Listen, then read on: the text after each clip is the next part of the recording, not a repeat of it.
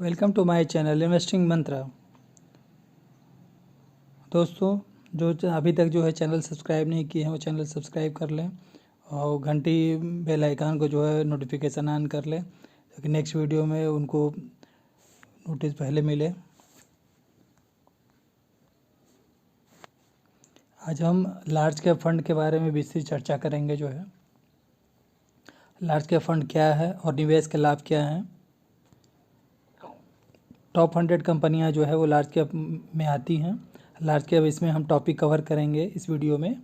बहुत अच्छा वीडियो होने वाला है। लार्ज कैप फंड क्या है, किसे निवेश करना चाहिए, किसे नहीं। लार्ज कैप फंड में निवेश करने से पहले आपको ध्यान में क्या रखना चाहिए, लार्ज कैप फंड में निवेश करने के लाभ क्या हैं, लार्ज कैप फंड में निवेश कैसे करें और large cap fund mutual fund का टैक्सेशन क्या है और कंक्लूजन निष्कर्ष क्या है।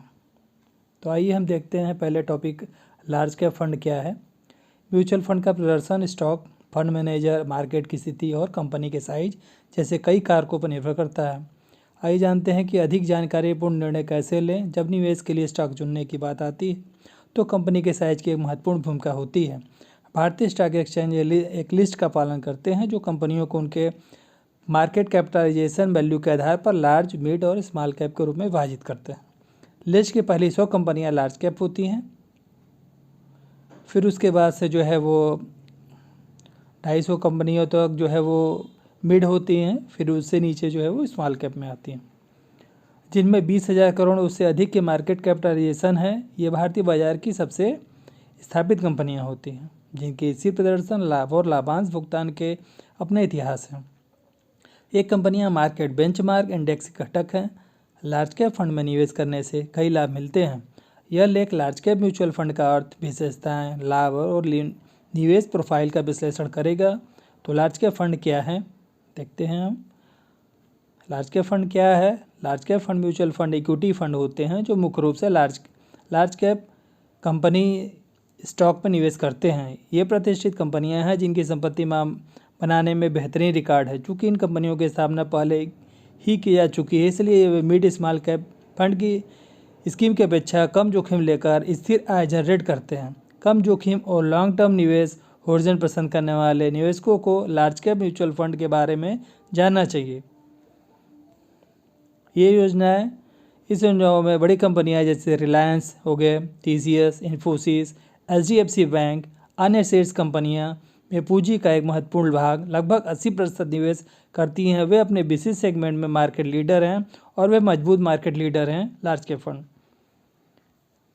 निवेश, किसे निवेश करना चाहिए, किसे नहीं करना चाहिए, इस पे हम चर्चा करते हैं। ये फंड कम जोखिम वाले निवेशकों के लिए उपयुक्त है। जो जोखिम कम लेना चाह रहे हैं उनके लिए अच्छा फंड है। जो मार्केट के अस्थिरता के कारण, जो मार्केट के अप डाउन, उतार चढ़ाव के कारण जो है वो अगर डरे हैं तो इस फंड में जो है, या जो नए निवेशक हैं उनको इस फंड में पहले निवेश करना चाहिए। गिरावट को रोकना चाहते हैं, डिविडेंड से नियमित आय अर्जित करना चाहते हैं। चूँकि यह फंड स्थिर कंपनियों को आवंटित किया जाता है, इसलिए इक्विटी मार्केट में दिखाई देने वाली अस्थिरता के लिए इस फंड का प्रदर्शन स्थिर और कम संवेदनशील होता है। तो जो नए निवेशक हैं उनके लिए बेटर है। आगे देखते हैं, लार्ज कैप म्यूचुअल फंड निवेशकों को विभिन्न उद्योगों की प्रमुख कंपनियों में अपने निवेश पोर्टफोलियो को विविधता प्रदान करने की अनुमति देते हैं। इसलिए अगर एक सेक्टर एक राजस्व के अपेक्षाओं को पूरा नहीं करता है तो अन्य कंपनियां नुकसान को कम करने के लिए में मदद करेंगी। गिरावट के समय इन फंड द्वारा जनरेट किए गए रिटर्न औसत होते हैं क्योंकि अंतर्निहित कंपनियां स्थिर होती हैं और मिड और स्मॉल कैप कंपनियों के विपरीत विकास के लिए कम गुंजाइश होती है। निवेश एक व्यक्तिगत विकल्प है, लेकिन अगर आपकी क्षमता कम जोखिम उठाने की है तो आप कम औसत रिटर्न से खुश हैं तो आपको लार्ज कैप म्यूचुअल फंड में निवेश करना चाहिए। इक्विटी मार्केट का कम ज्ञान रखने वाले पहली बार निवेशक, पहले हम जिस पे हम चर्चा कर रहे थे कि इक्विटी जो कम है या फिर जो रिस्क नहीं लेना चाहते हैं मार्केट के उतार चढ़ाव से, वो लार्ज कैप फंड उनके लिए बहुत बेटर है, निवेश कर सकते हैं। हालांकि निवेशकों को अपनी निवेश रणनीति में फिट होने वाले सर्वश्रेष्ठ लार्ज कैप फंड खोजना चाहिए। आगे हम लार्ज कैप फंड में निवेश करने से पहले आपको ध्यान में क्या रखना चाहिए उस बारे में चर्चा करते हैं। लार्ज कैप फंड में निवेश करने से पहले निवेशकों को अपने समग्र निवेश लक्ष्य के आधार पर फंड की उपयुक्तता का मूल्यांकन करना चाहिए। क्योंकि लार्ज कैप म्यूचुअल फंड की स्कीम इक्विटी में निवेश करते हैं, इसलिए वे मार्केट जोखिमों के अधीन होते हैं। निवेश के लिए कुछ कारक इस प्रकार हैं। जोखिम और रिटर्न। जोखिम और रिटर्न क्या है इस फंड में? लार्ज कैप फंड में सभी equity link mutual fund market जोखिमों का अधीन होते हैं। जब इस स्कीम में मार्केट बेंचमार्क के उतार चढ़ाव आता है तो यह नेट एसेट वैल्यू NAV के ऊपर या नीचे जाने का कारण बनता है। हालांकि लार्ज कैप कंपनियों में मार्केट स्विंग से प्रभावित होने की संभावना कम होती है और उनकी वैल्यू मिड और स्मॉल कैप कंपनियों की तरह बहुत अधिक उतार चढ़ाव नहीं करती। इसलिए इन स्कीमों में जनरेट किए गए रिटर्न मध्यम और स्मॉल कैप म्यूचुअल फंड की स्कीम से कम होते हैं। खर्च अनुपात क्या है लार्ज कैप म्यूचुअल फंड का? एसेट मैनेजमेंट कंपनी द्वारा फंड मैनेजर की सैलरी और अन्य खर्चों का भुगतान करने के लिए शुल्क खर्च अनुपात में लिया जाता है। सेबी का खर्च अनुपात उस सीमा निवेश मनी की 2.5% 2.5% की निर्धारित की है, लेकिन चूंकि ये फंड मिड या स्मॉल कैप से कम इनकम जनरेट करते हैं, इसलिए आपको ऐसे फंड की तलाश करनी चाहिए जो खर्च अनुपात का शुल्क कम लेता है। देखते हैं निवेश ओरिजिन। लार्ज कैप फंड भी आर्थिक मंदी के अधीन है, इसलिए जब मार्केट परफॉर्मेंस में गिरावट आती है तो इन स्टॉक के रिटर्न को भी नुकसान पहुंचता है। चूँकि ये मूल रूप से मजबूत कंपनियां हैं, इसलिए यह नुकसान कम प्रदर्शन के समय के साथ औसत होता है। ऐतिहासिक रूप से इन फंड में 7 वर्षों के निवेश अवधि में 10 से 12% का औसत रिटर्न जनरेट किया है। आपके निवेश के लक्ष्य के आधार पर लार्ज कैप फंड उचित जोखिमों के स्थिर रिटर्न प्रदान करते हैं। इसलिए रिटायरमेंट की योजना बनाते समय कई निवेशक इन स्कीम में निवेश करने पर विचार करते हैं। रिटायरमेंट फंड जो है इस फंड में जो है उसको निवेश किया जा सकता है। बहुत अधिक उतार चढ़ाव नहीं होता है इस फंड में। फंड का पिछला प्रदर्शन। फंड का भविष्य की क्षमता निर्धारित करने के लिए फंड के पिछले प्रदर्शन का विश्लेषण करना महत्वपूर्ण है। आप अतीत में स्थिर प्रदर्शन देने वाले फंड चुन सकते हैं। फंड मैनेजर का अनुभव। जब मार्केट की स्थिति सही होती है तो निवेशकों के लिए रिटर्न का इष्टतम करने के लिए सही दिशा में कैपिटल को मूव करने के लिए इन फंड के लिए फंड मैनेजर महत्वपूर्ण होते हैं। एग्जिट लोड जाने। जब निवेशक को यूनिट को रिडीम करना होता है, रिडीम करना मतलब निकालना होता है, तो एग्जिट लोड के परिदृश्य में आता है। लेकिन निवेश करते समय जब ध्यान में रखना चाहिए कि चूँकि exit load net asset value NAV का हिस्सा है, इसलिए यह निवेश में आपके कुल रिटर्न को प्रभावित करता है। लार्ज कैप फंड में निवेश करने के लाभ क्या है? निवेश की स्थिरता। लार्ज कैप कंपनियां मूल रूप से वित्तीय रूप से मजबूत होती हैं और वे स्थिर आय जनरेट करती हैं, इसलिए वे आर्थिक प्रतिकूलताओं के खिलाफ अधिक स्थिर होते हैं और उन्हें दिवालिया होने की संभावना कम होती है। ये कंपनियां नियमित लाभांश का भुगतान करती है जो निवेशकों के आय का स्रोत बनाती है। आगे हम देखते हैं बेहतर कैपिटल एप्रिसिएशन। चूँकि ये कंपनियां स्थिर होती हैं, इसलिए उनके स्टॉक की कीमतों में बहुत अधिक उतार चढ़ाव नहीं होते हैं, जिसके परिणाम स्वरूप एक अवधि के दौरान पूंजी का बेहतर प्राप्ति होती है। आगे देखते हैं जानकारी युक्त निवेश निर्णय। तो लार्ज कैप फंड में प्रसिद्ध कंपनियों के पास उन सभी निवेशकों के लिए जो उसमें निवेश करना चाहते हैं बैलेंस शीट उपलब्ध होती है, इसलिए आप अधिक जानकारी के साथ जानकारी युक्त विकल्प चुन सकते हैं। Multi sector diversification. ये फंड लार्ज कैप फंड विभिन्न स्रोतों में लार्ज कैप कंपनियों में निवेश करते हैं, जिससे निवेश पोर्टफोलियो में विविधता आने की अनुमति मिलती है। उच्च liquidity.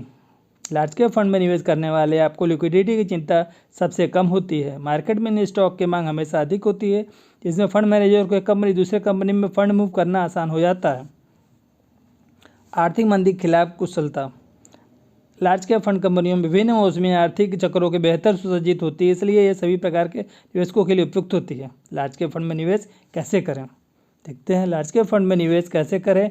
Sharpe ratio mutual fund की स्कीम को जोखिम समायोजित रिटर्न को मापा जाता है। फंड के शार्प रेशियो की वैल्यू जितनी अधिक होगी उसमें रिटर्न उससे अधिक बेहतर होते हैं। आगे देखते हैं स्टैंडर्ड डेविएशन।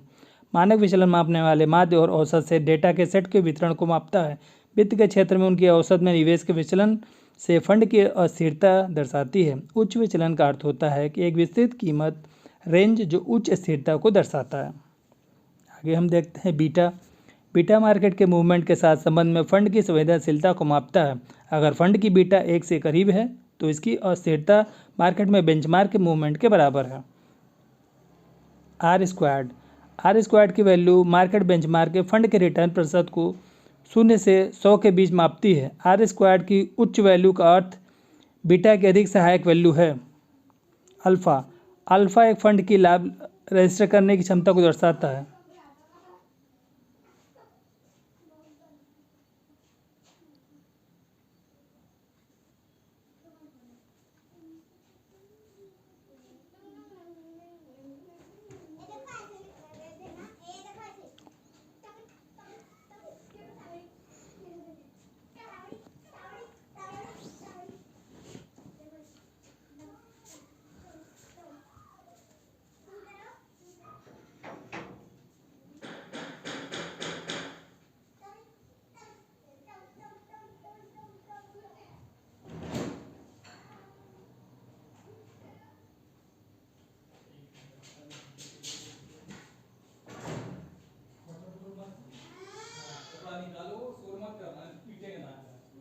हम वीडियो बना रहे हैं अंदर, तबड़ी पे लेंगे कब से।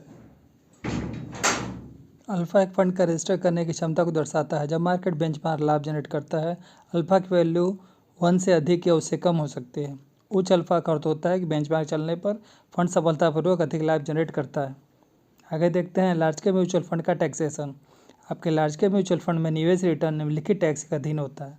लाभ वितरण कर DDT। जब कोई कंपनी डिविडेंड का भुगतान करती है तो स्रोत का 10% डिविडेंड टैक्स में काटा जाता है। Capital gain tax. जब आप अपने लार्ज कैप म्यूचुअल फंड की यूनिट रिडीम करते हैं मतलब निकालते हैं तो capital appreciation capital gain tax के अधीन होता है। आगे हम देखते हैं जब आप निवेश के 12 महीनों में से पहले यूनिट रिडीम करते हैं मतलब 12 महीने के पहले, 1 साल के पहले आप निकालते हैं तो 15% short term capital gain tax लगता है। जब आपके पास 1 वर्ष से अधिक के समय के लिए निवेश होल्ड किया है मतलब 12 महीने के बाद जब आप जो है निवेश होल्ड किए हैं उसके long term capital gain tax लगता है। 1 लाख के रिटर्न पर टैक्स नहीं काटा जाता। इसके बाद इंडेक्सेशन पर 1 लाख से ऊपर है तो उसका जो रहेगा वो 10% जो है कैपिटल गेन टैक्स लागू किया जाता है। निष्कर्ष कंक्लूजन क्या निकला, जब आपके लार्ज कैप फंड वे कैसे काम करते हैं और उनके लाभ के बारे में जानकारी प्राप्त कर ली है तो आप निवेश करने के लिए सर्वश्रेष्ठ लार्ज कैप फंड के लिए मार्केट की रिसर्च कर सकते हैं। निवेशकों की स्थिरता और निरंतर निवेश रिटर्न के लिए लार्ज कैप स्टॉक में अपनी पूंजी का एक हिस्सा निवेश करना चाहिए। आगे देखते हैं हम टॉप लार्ज कैप फंड 2023। इसमें Nippon India large cap fund है। क्रिसिल रैंक इनका 13 है। फंड साइज 16,634 करोड़ है। 5 ईयर्स रिटर्न पर एनम के हिसाब से 21.23% है। नेक्स्ट देखते हैं ICICI prudential blue chip funds. CRISIL rank 1 है। फंड साइज इनका जो है 41,833 करोड़ है। 41,833 करोड़। 5 ईयर्स का पर एनम जो है पर हर एक साल इनका जो रिटर्न है 18.57% है ICICI prudential blue chip fund का।